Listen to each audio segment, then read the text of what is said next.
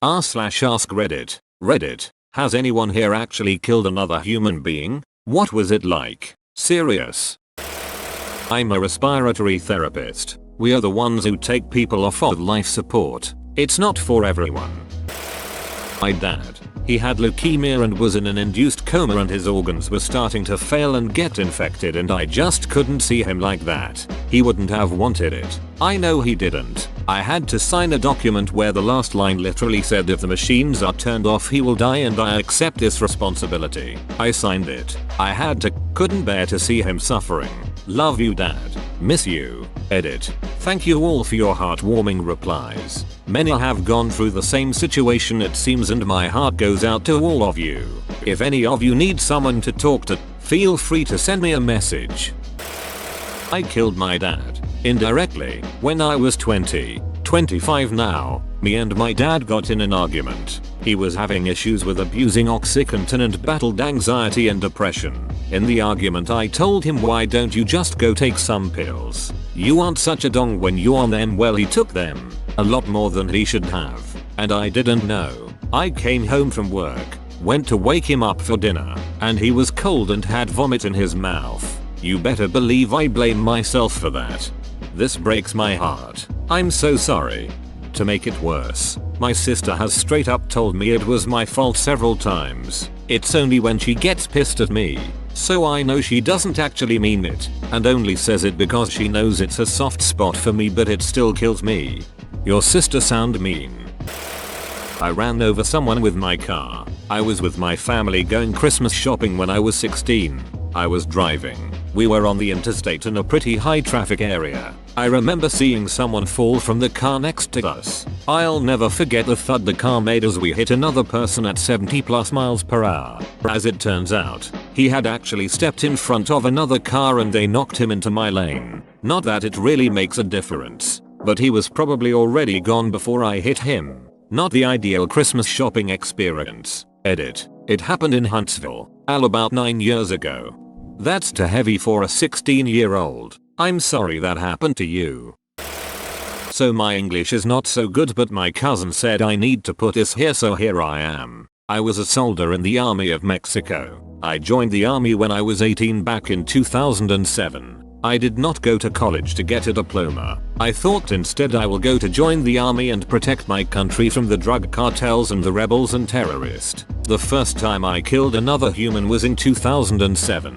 Around the end of the year, my group was set to raid a house which was thought to have a cache of weapons, money, and also used to store cocaine that was meant to be sent to the USA. The raid happened at 3 AM. The house was 2 stories tall.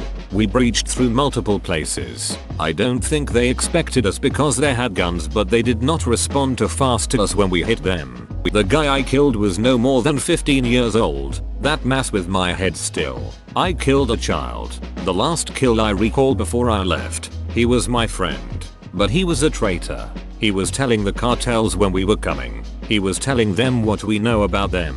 He was doing it because they paid him. What he did made it so a lot of my friends and comrades died. We found out. Our job was to arrest him. I put a bullet in his head. We wrote in the report that he had shot at us, and that we had no choice but to shoot back. For reals though, we went to his house in regular clothes. We took beer. When he opened the door he was all smiles and told us to come in. We did. I shot him in the head. I will never regret it. Sorta. I harangued a kid to play video games and do laser tag. He said he didn't want to it, but I applied a fair amount of peer pressure. Later that night he had a seizure and died. He hadn't told me he was epileptic. I guess he was embarrassed. No one ever blamed me, and, to be sure, he bore responsibility, but I felt horrible for years. Damn. Mine was through decision, but I felt as though I had personally done the deed. Freshman year of college, a bunch of friends and I had planned on going out camping for Memorial Day weekend. At the last minute, I changed the plans on us to go swimming and staying at my family's lake house instead, because beds, and TV and stuff. First night and it in the water, we decided to swim out to the middle of the lake and just tread water and laugh and splash around. After a while we all swam back to the dock and I was second to last in front of Tommy. Tommy never got out. I dove back in but couldn't find him anywhere. We had no phone in the cabin, so after I ran back up the hill I ran barefoot down the gravel road to the main road, then to the nearest neighbor's house hysterical. They called the police and then at the end divers found him about 12 feet from the end of the dock. I blamed myself horribly for the change of our plans. I sat through the funeral numbly while his parents lied to me about how much he looked forward 4 weeks to the swimming trip. I stopped going to my honors classes and drank and smoked myself into an opium stupor for the rest of the semester and failed out of college. I kept abusing myself for 2 years until I finally got myself some help with my depression over it. Sorry for any errors. Typing this on mobile on break at work. Edit. Thank you for your words all.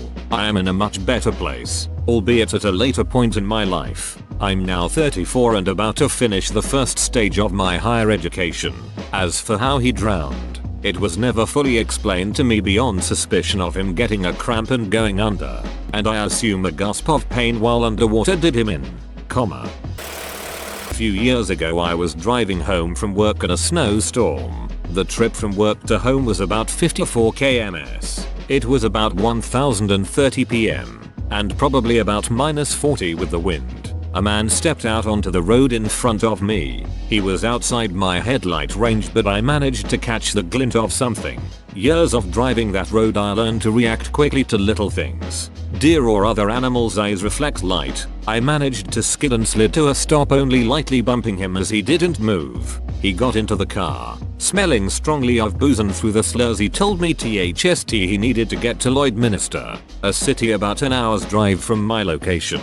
I told him I wasn't driving to the city, but I would drop him off at the bar/motel in the little town I lived close by called Chauvin. I did, and along the way he told me he needed to see his daughter and it couldn't wait. No idea why, but he was clearly drunk and freezing, so I just agreed. I left him at a bar which he went into and drove home. Several days later I learned that he had gone back out shortly after and froze to death on the side of the road. He was trying to get to the city to see his daughter in the hospital. She died the day he did. It wasn't really my fault, but I feel like I should have at least talked to the people in the bar before I went home. I just wanted to get home as soon as possible cause the weather was getting worse. Although it's not murder, I didn't return my best friend's call the night he overdosed and died. Sometimes I feel if I answered and we hung out, I could have prevented the chain of events that occurred. Sadly, addiction is a powerful entity. I work for the railroad. I've killed 3 people in my 12 years on the rail. 2 were suicides. That didn't really bother me. The one that really got me though was hitting a family at a crossing right before Christmas. The roads were icy and they couldn't get stopped in time. My train hit the car dead center on the passenger side, killing the mother instantly. It spun them around and flipped the car off the tracks. The 2 kids and the dad walked away with minor injuries. I'm a little late to this, but really just have to get this off my chest. Don't really have anyone to talk to this about. This August I was involved in a car accident where a pedestrian ran out in front of my car and died. It is honestly one of the most devastating things that has happened to me. There are things about that night that I will never forget, like the sound of my car impacting with him, or just all the glass that was everywhere. I will forever remember that man's name, and that on the 8th of August at 9:29 p.m. I killed him. The worst part about it is the first time you remember every day that you were responsible for another person's death, your heart just sinks down into your stomach. People try and tell me that it was not my fault and I did everything I could, but that doesn't help me at all. All I think about is if I wasn't driving he would still be alive. I'm also really paranoid about people crossing the street not at a crosswalk. Every time I see it I have like a little mini panic attack inside my brain. So yeah, basically it sucks. It sucks a lot, and it's something that you will never forget. My cousin killed herself a few years ago by stepping out in front of a car on the highway. And it may sound weird, but I can't help but think about where the girl that hit her is now and how they were affected by it. It always makes me think about how one day can change your entire life. Not sure if you're counting war. If not, disregard. At the time when it happened I was overcome with mixed emotions. I was happy because I was part of the club. The first group of people my team killed were an Iraqi mortar team, and they were actively shelling the base I lived on, which was the same base my brother was on. So the incentive to kill them was absolutely present. It didn't really start to process until maybe 5 months later.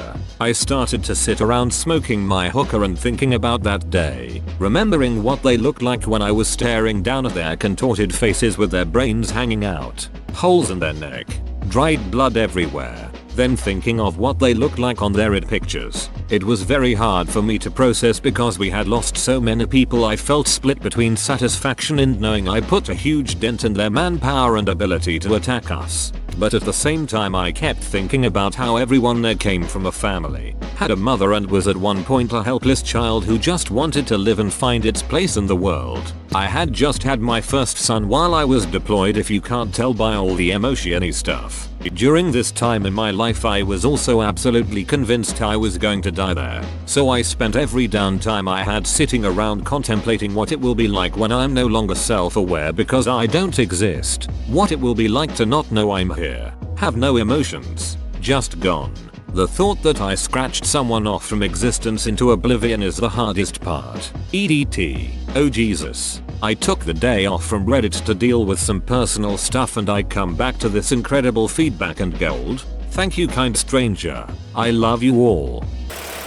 I have one that really sticks with me even though it was justified. I was in a big firefight in Afghanistan and was taking cover behind a small building. Across the field there were 2 guys in an alley with AKs. I shot a grenade from my 203 and it landed a few feet in front of them and messed them up pretty bad. They were laying there bleeding out and I just looked to my friend, laughed and said double kill, with a high five. The killing them doesn't stick, but the fact that I was so giddy and happy about taking someone's life is what sticks.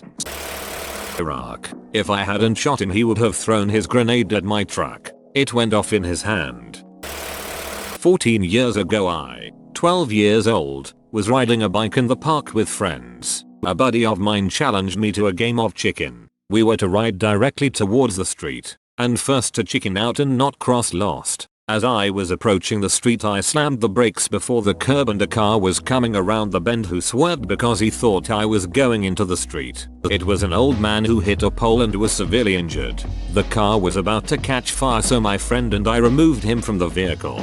He told the cops it wasn't my fault, that he swerved because he thought I was going to cross the street but that I was stopped. The man died the next day in the hospital. It still shakes me up a bit to realize I caused that because of a stupid game with a friend. I never rode a bike again until last year. Yes. Saw a guy robbing another man at an ATM with a pistol. Ran across the street just as he turned to run off. He saw me and pulled his gun back up. I fired 3 times. He shot once, but missed. The police later said it was probably just a reaction by his body to getting shot. I don't really feel bad about it. I probably should, but I don't. There was no way he could have seen that I had a gun in my hand, so he was willing to just gun me down. Edit. I should add, since I didn't answer the second part of ARP's question. Terror. That's what it felt like. Absolute terror. That feeling only lasted for a couple of seconds, but for those seconds I was as afraid as I have ever been in my life. Afterwards, I checked to make sure I didn't get hit. Made sure the shot he fired didn't hit anyone. There was no one to hit, and it struck a brick wall. No pass through. Then I called the police. Me and the man who was robbed sat in silence as the sirens grew closer. I said at most 10 words to him the whole time. I had been in prison for about a year when I filed a grievance on the guards for some dirty shit they pulled. They responded by transferring me to a rough unit, trying to get me to PC and lose all my privileges. I was a gentle person, young, slender, white, gay acting. Most people in my prison didn't care about people being gay at all.